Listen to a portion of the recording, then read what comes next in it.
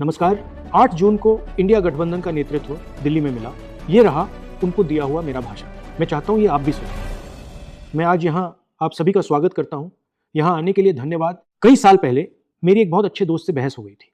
मैंने उससे कहा कि तुम जो कर रहे हो वो अनफेयर है, और उसने मुझे जवाब दिया, दुनिया अनफेयर है, इसकी आदत डाल लो। आज कांग्रेस पार्टी के बारे में जो बातें कही गई उनका जवाब देना मेरा काम नहीं है।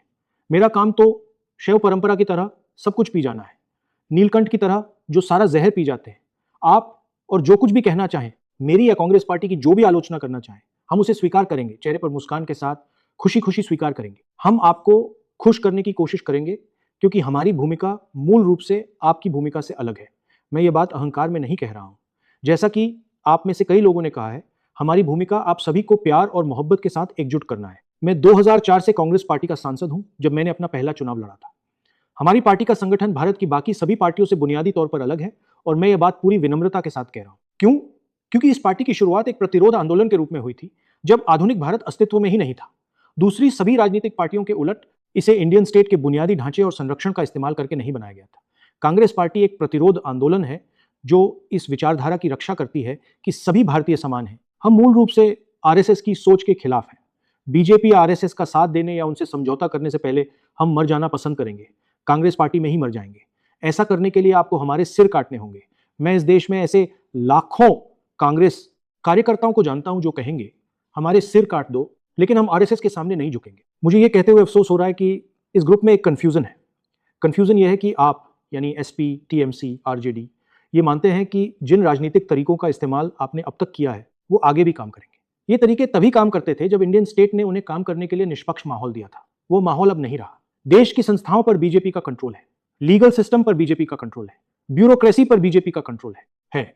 इंटेलिजेंस एजेंसियों पर बीजेपी का कंट्रोल है, यहां तक कि चुनाव आयोग पर भी बीजेपी का कंट्रोल है। टीएमसी में मेरे कई दोस्त थे, उन्हें पक्का यकीन था कि वो चुनाव में जबरदस्त जीत हासिल करेंगे। मैं उनसे कहता रहा, आप ख्याली दुनिया में जी रहे हैं। मैंने देखा है कि क्या होता है। मैंने ये गुजरात, मध्य प्रदेश, छत्तीसगढ़, हरियाणा और महाराष्ट्र में देखा है, और फिर भी आप में से कई लोग अभी भी मानने को तैयार नहीं है। कांग्रेस संघर्ष करने वाली पार्टी है। इसे काम करने के लिए इंडियन स्टेट की निष्पक्षता की जरूरत नहीं है। असल में भारत की संस्थाओं का गला जितना ज्यादा घोंटा जाएगा, कांग्रेस पार्टी संविधान की रक्षा के लिए उतनी ही आक्रामकता से लड़ेगी। हम सभी कांग्रेस पार्टी के आदर्शों को मानते हैं। वो आदर्श क्या है?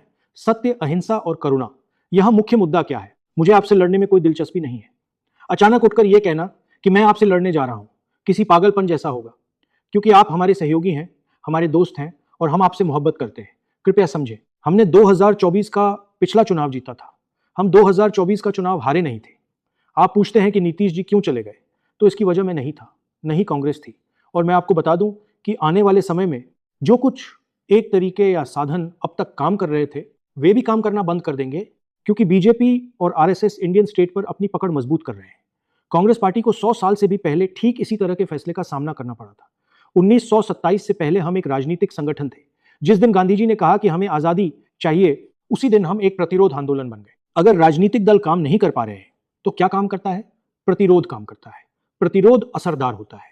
जहां भी हम प्रतिरोध करते हैं उसका असर दिखता है। मैंने इसे अपनी आंखों से देखा है। मैंने इस देश में 4000 किलोमीटर की पदयात्रा की है। प्रतिरोध काम करता है। आपको किसी राजनीतिक ढांचे की जरूरत नहीं है, आपको ब्यूरोक्रेसी की जरूरत नहीं है, आपको खुफिया एजेंसियों की जरूरत नहीं है। आपको बस प्रतिरोध करने के जज्बे की जरूरत है। यानी मैं प्रतिरोध करूंगा, मैं अन्याय नहीं होने दूंगा, बस बात खत्म। यह एक भावना है, यह कोई संगठन नहीं है। यह सोचने का एक तरीका है, और हम चाहें या न चाहें हमें इसी रास्ते पर चलना होगा। सोच बदलनी होगी। अब सोच यह होनी चाहिए, हम आपस में नहीं लड़ेंगे, हम प्रेस को हम पर हमला करने का मौका नहीं देंगे, हम प्रतिरोध करेंगे। आप सोच रहे हैं कि चुनौती अगला चुनाव जीतना है। अगला चुनाव तो पहले ही जीता जा चुका है। समझिए, भारत के लोगों में इतना गुस्सा है कि अगला चुनाव तो पहले ही खत्म हो चुका है। असली समस्या यह है कि आरएसएस ने भारतीय व्यवस्था पर कब्जा कर लिया है। समस्या यह है कि आपको जीतने के लिए कोई निष्पक्ष और स्वतंत्र चुनाव ही नहीं मिलेगा। इसलिए हमें प्रतिरोध के अंदाज में आना होगा। सीबीएसई प्रतिरोध है, नीट प्रतिरोध है, ग्रेट निकोबार जाना प्रतिरोध है, और भारत जोड़ो यात्रा, ये सब प्रतिरोध ही हैं। आप सुबह उठते हैं और सोचते हैं मैं प्रतिरोध कैसे करूं, और फिर आप प्रतिरोध करते हैं। इससे काम बनेगा। मैं गारंटी देता हूं कि इससे काम बनेगा। और मेरे नजरिए से मैं किसी भी तरफ से आने वाली आलोचना को स्वीकार करने के लिए पूरी तरह तैयार हूं, क्योंकि मेरे लिए यह एक धार्मिक कर्तव्य है, यह एक आध्यात्मिक कर्तव्य है। अब यह राजनीति नहीं रही। और इसीलिए मैं आपसे वादा करता हूं कि इस समूह को एकजुट करने और इसे सफल बनाने के लिए मुझे जो भी अपमान सहना पड़े, मैं उसे सहूंगा।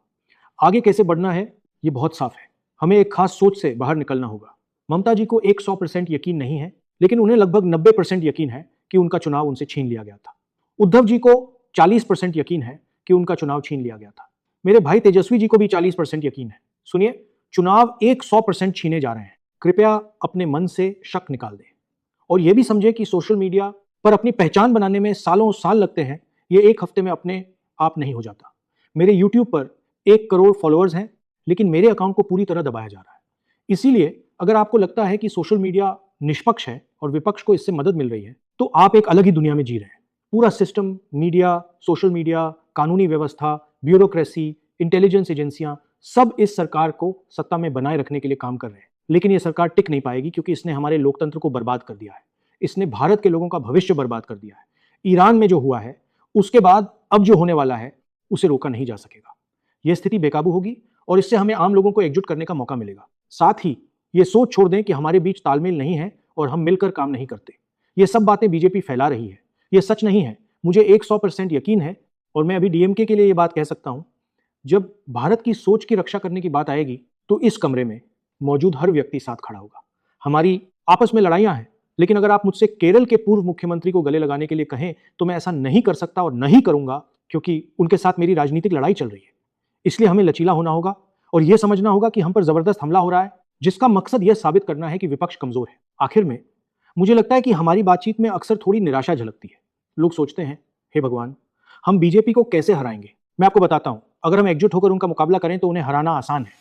पिछले चुनाव में किसी को भी, मेरे अलावा इस कमरे में मौजूद किसी को भी, यह यकीन नहीं था कि हम बीजेपी को हरा सकते हैं। अब इस कमरे में मौजूद हर किसी को यह यकीन करना होगा कि हम उन्हें हरा देंगे। आप इस यकीन के साथ शुरुआत करें और मैं आपको गारंटी देता हूं, एक के बाद एक राज्य में, एक के बाद एक चुनाव में, चाहे वो बेईमानी करें या ना करें, वो हारेंगे। बहुत बहुत धन्यवाद।